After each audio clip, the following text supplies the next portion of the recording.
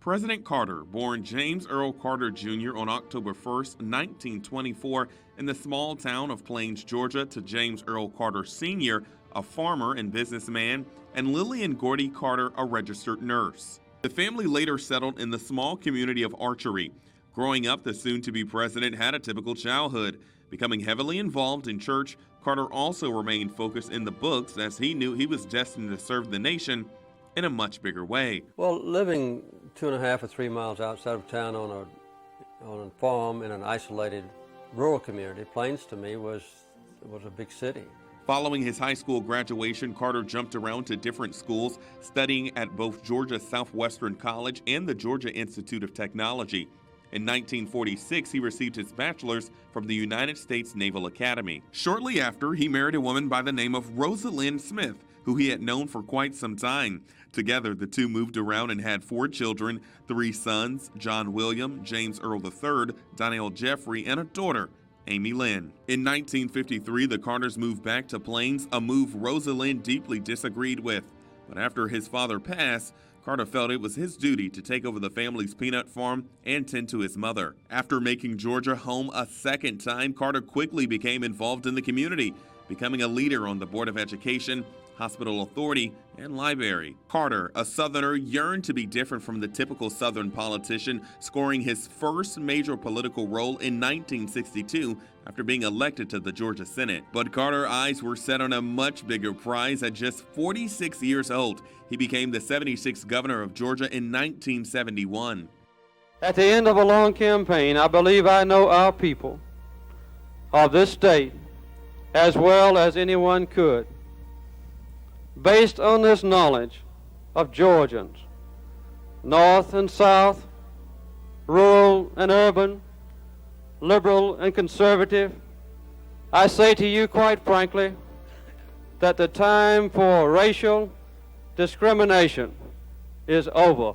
Once he was governor, he vowed to make a difference in the state. Carter often spoke out against segregation and promoted education and prison reform. Many credited him with diversifying the state's government as well. In the 1970s, following the Watergate scandal, Americans felt elected officials couldn't be trusted.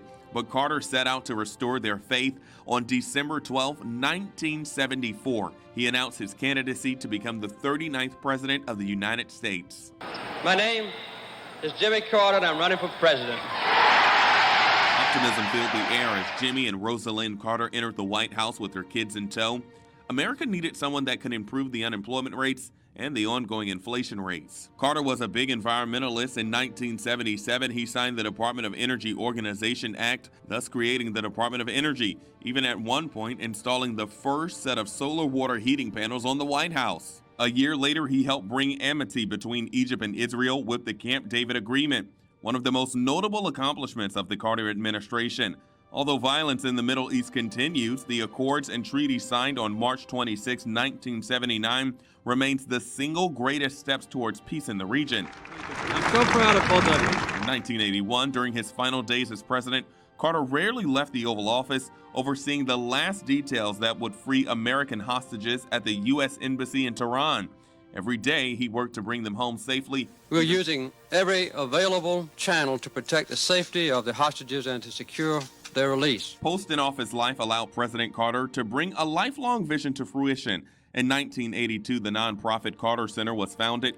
Most importantly, in 1994, when the U.S. and South Korea were on the brink of war with North Korea, Jimmy and Rosalind traveled to the country representing the Carter Center to meet with the North Korean president, ultimately resulting in North Korea agreeing to freeze its nuclear program. Since President Carter's election went so well in the U.S., he and the Carter Center helped strengthen democracy by overseeing over 100 national elections. The Carter Center continues to guide the growth of democratic institutions, ensuring that government decisions are open and transparent and competing for the public office is fair.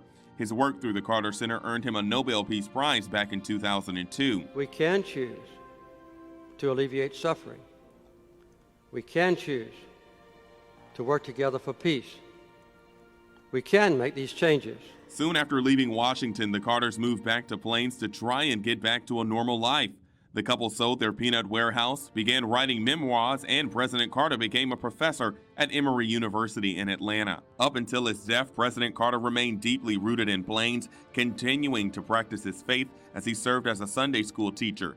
Decades went by, and Carter still managed to volunteer once a week every year for Habitat for Humanity, even at age 95. President Jimmy Carter will continue to be remembered for not only his character and faith, but as a man who set out to make the world a better place, one day at a time. Thanks for watching. Like and subscribe to the WSBT 22 YouTube channel.